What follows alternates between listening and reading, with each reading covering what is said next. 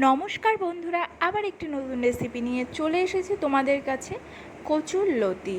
কচুর লতির এই রেসিপিটি খুব সহজ এবং খুব সুস্বাদু, তাই ভিডিওটি শেষ পর্যন্ত দেখতে থাকো।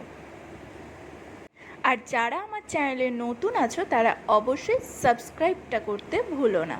তাহলে বন্ধুরা শুরু করা যাক। প্রথমে কড়াই গরম করে আমি বেশ কিছুটা জল দিয়ে দিচ্ছি। জল দিয়ে তার মধ্যে দিয়ে দেবো 1 টেবিল স্পুন মতো। সেদ্ধ করার সময় যদি লবণটা দেওয়া হয় তাহলে কিন্তু লতির সেদ্ধর সময় ভেতরে নোনতা ভাবটা হয়ে যায়, তাহলে রান্নার সময় খুব বেশি লবণ না দিলেও হয়। আচ্ছা, বেশ কিছুক্ষণ সেদ্ধ করতে হবে, একদম পুরো নরম করার দরকার নেই, মোটামুটি একটু সেদ্ধ হয়ে গেলেই হবে। এবারে অন্যদিকে কড়াই গরম করে তেল দিয়ে দিলাম। এখানে আমি 1 টিস্পুন মতো সর্ষের তেল ব্যবহার করেছি, খুব বেশি তেলের একদমই প্রয়োজন নেই, সামান্য পরিমাণ হলেই এই রেসিপিটির জন্য যথেষ্ট। এবারে তেল গরম হয়ে গেছে, দিয়ে দিচ্ছি পরিমাণ মতো, একদম অল্প পরিমাণ, হাফ টিস্পুনও বলা যেতে পারে কালো জিরে। কালো জিরেটা অল্প দিলেই হবে। এবারে দিয়ে দিচ্ছি কুচি করে কেটে রাখা পেঁয়াজ। পেঁয়াজগুলো খুব বেশি সরু করে কাটার একদমই দরকার নেই, মোটামুটি ঠিকঠাক কুচি করে নিলেই যথেষ্ট। আর পেঁয়াজটাকে বেশ কিছুক্ষণ ভেজে নিতে হবে, তবে একদম কিন্তু খুব বেশি ভাজার একদম প্রয়োজন নেই, মোটামুটি একটু লাল লাল হয়ে আসলেই যথেষ্ট। এবারে দেখো ভালোই ভাজাটা হয়ে গেছে, এর থেকে বেশি আর ভাজার একদমই দরকার নেই। এবারে দিয়ে দিচ্ছি সেদ্ধ করে রাখা লতিগুলো।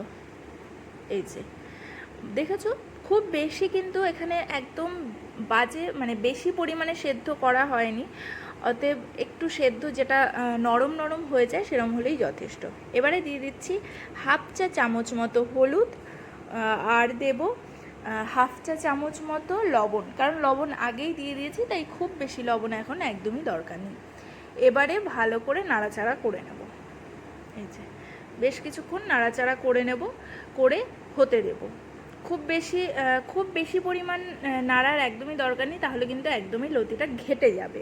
তো সেই কারণে একটু নেড়ে নিয়ে যাতে লবণ হলুদগুলো ভালোভাবে মিশে যায়, তাহলেই যথেষ্ট। এর মাঝে আমি কাঁচা লঙ্কা দিয়ে দিয়েছিলাম, কিন্তু সেটা দেখাতে অ্যাকচুয়ালি শ্যুটটা করা হয়নি, তো সেটা বলে দিলাম, অবশ্যই কাঁচা লঙ্কা দিয়ে দেবে।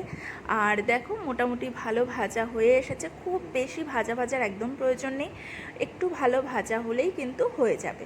তাহলে বন্ধুরা দেখলে কত সহজে একদম অল্প উপকরণেই কিন্তু খুব সুস্বাদু এই কচুর লতিটি তৈরি করে নেওয়া যায়।